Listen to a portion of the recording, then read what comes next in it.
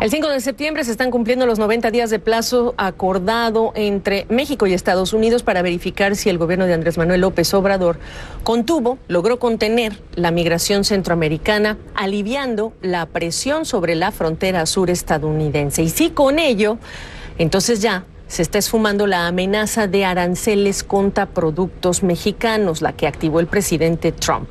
En los primeros 45 días de este acuerdo, el gobierno mexicano había reportado ya una reducción mayor al 36% en ese flujo migratorio. Y el dato le valió al gobierno mexicano, pues digamos que un espaldarazo, un tuit prácticamente positivo y varios comentarios positivos los días posteriores del propio presidente Donald Trump.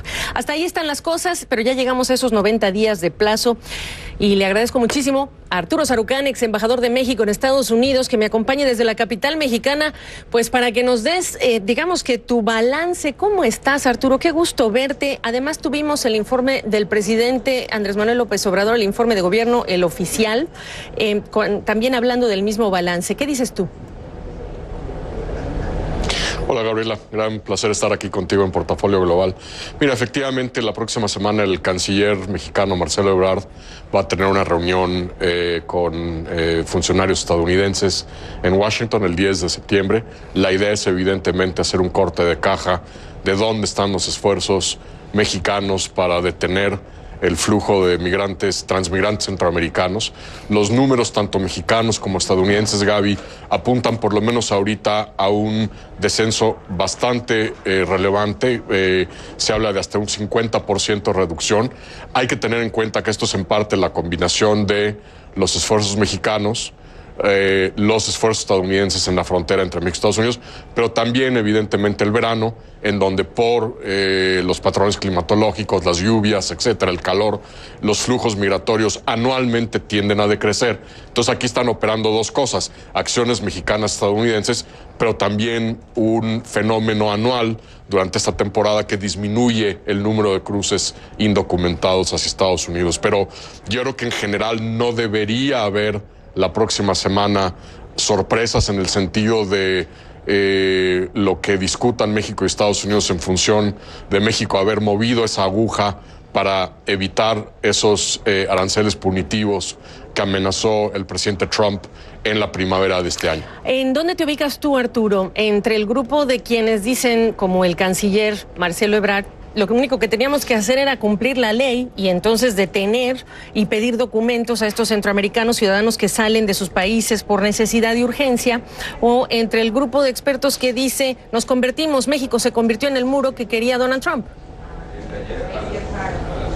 Pues mira, yo creo que ni en un lado ni en el otro, Gabriela. Yo creo que como todo, generalmente hay más que blancos y negros, hay grises, y esto es un gris.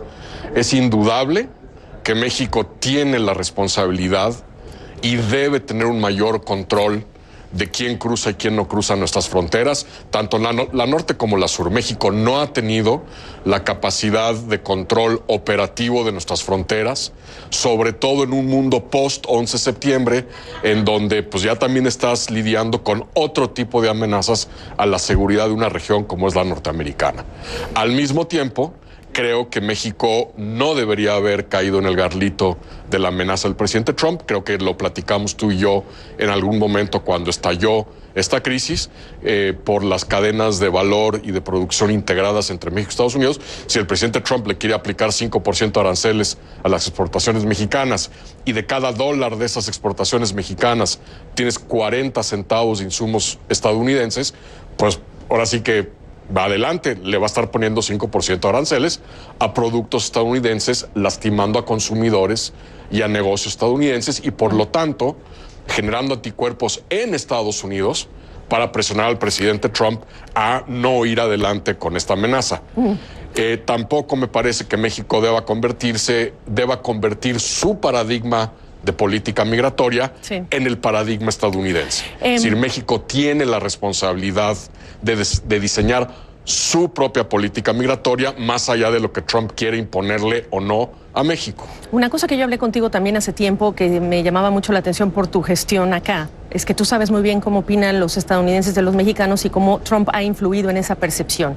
Lo que ha ocurrido desde aquella conversación que tuvimos tú y yo, pues es que el peor atentado que ha sufrido la población hispana en El Paso, Texas, del que se tenga memoria.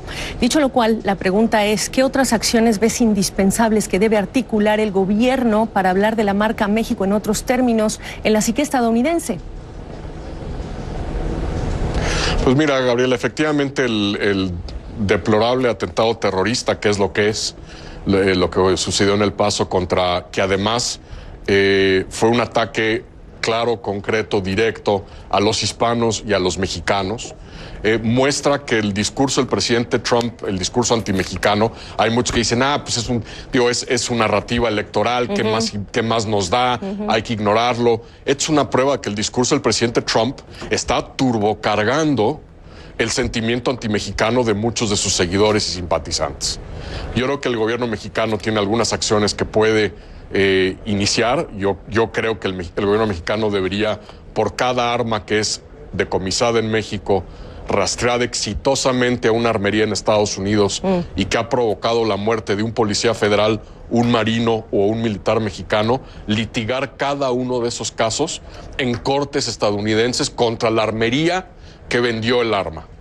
Pero más allá de esto, efectivamente, el gobierno mexicano va a tener que seguir trabajando, Gabriela, que es un poco a lo que tú ibas, en ir tratando de desarrollar una marca México, si tú quieres, que vaya restableciendo o profundizando redes y alianzas, sobre todo con gobernadores y con alcaldes de estados que son exportadores a México natos o que tienen comunidades mexicoamericanas muy importantes. Conversación para continuar, puntos suspensivos. Con el gusto de saludarte siempre, Arturo. Gracias. Lo mismo, Gabriela. Regresamos.